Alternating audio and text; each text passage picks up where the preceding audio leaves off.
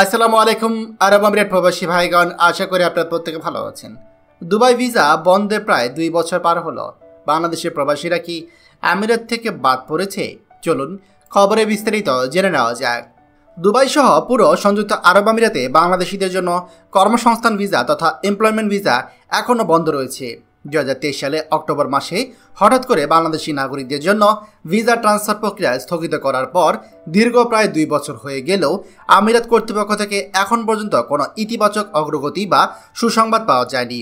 2024 সালে মাঝামাঝি সময়, বিশেষ করে জুলাই আগস্টে বাংলাদেশে যে রাজনৈতিক অস্থিরতা এবং বাংলাদেশের সরকার পতনের আন্দোলনের পর আরব আমিরাত কর্তৃপক্ষ সাময়িকভাবে বাংলাদেশিদের জন্য ভিসা প্রদানেও কঠোরতা আরোপ করে। বাংলাদেশি নাগরিকদের ক্ষেত্রে এই কঠোরতা সবথেকে বেশি প্রভাব পড়েছে। ফলে হাজার হাজার প্রবাসী ও কর্মপ্রত্যাশীদের এখন অনিশ্চয়তার মধ্যে দিন কাটাতে হচ্ছে। ভিসা ট্রান্সফার বন্ধের ফলে আমিরাতে অবস্থানরত অনেক বাংলাদেশি, যারা কিনা পূর্বে অন্য ভিসা স্ট্যাটাসে ছিলেন এবং চাকরির সুযোগ পেয়ে ভিসা পরিবর্তন করে কাজ শুরু করতে চাচ্ছিলেন, তাদের সেই আশাও থেমে গিয়েছে। বিপাকে পড়েছে বহু ব্যবসায়ী। চাকরি খুঁজছে এমন তরুণ তরুণী ও ভিজিট বিষয়ে গিয়ে কর্মসংস্থানের আশা করা অসংখ্য পরিবার। বাংলাদেশের পক্ষ থেকে বিভিন্ন সময় উচ্চ পর্যায়ে যোগাযোগ ও কূটনৈতিক প্রচেষ্টা চালানো হয়েছে। 2025 সালের শুরুতে অনেকে আশাবাদী হয়েছিলেন যে নোবেলজয়ী অধ্যাপক ডক্টর মোহাম্মদ ইউনুস, যিনি কিনা বর্তমানে বাংলাদেশের প্রধান উপদেষ্টা দায়িত্বে আছেন, তিনি হয়তো এ বিষয়ে কোনো উদ্যোগ গ্রহণ করবেন বা আলোচনায় বসবেন। কিন্তু 2025 সালে আগস্ট মাস চলে এখন পর্যন্ত বাস্তবে কোনো অগ্রগতি চোখে পড়েনি। বিশ্লেষকরা বলছে এটি শুধুমাত্র ভিসা সমস্যাই না, বরঞ্চ প্রবাসী শ্রমবাজারে বাংলাদেশিদের অবস্থান ক্রমশ দুর্বল করে ফেলার প্রতিফলন। যেখানে পাকিস্তান, ফিলিপিন কিংবা ভারতীয় নাগরিকরা আগের মতোই আমিরাতে কর্মসংস্থানের সুযোগ পাচ্ছেন, সেখানে বাংলাদেশিদের প্রতি এমন আচরণ অত্যন্ত হতাশাজনক। প্রবাসীরা জানান, তারা দেশের রেমিটেন্সে অর্থনীতিতে গুরুত্বপূর্ণ অবদান রাখছেন, অথচ আজ তাদেরকেই বিদেশে কর্মসংস্থানের সুযোগ থেকে বঞ্চিত করা হচ্ছে।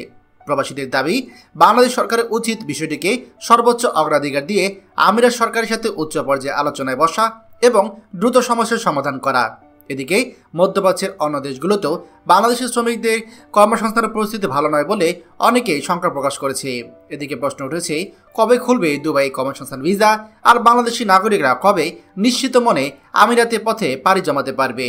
বাংলাদেশি জনগণের এখন একটাই চাওয়া, দুবাই সহ আমিরাতে কর্মসংস্থান ভিসা আবারও চালু করা হোক, যেন তারা সম্মানের সাথে বিদেশে কাজ করে নিজেদের পরিবারের হাল ধরতে পারে এবং দেশে অর্থনীতিতে অবদান রাখতে পারে। খবরটি আমাদের আরব আমিরাতে সকল প্রবাসীদের সাথে এখনই শেয়ার করে সবাইকে এই গুরুত্বপূর্ণ খবরটি জানার সুযোগ করে দিন।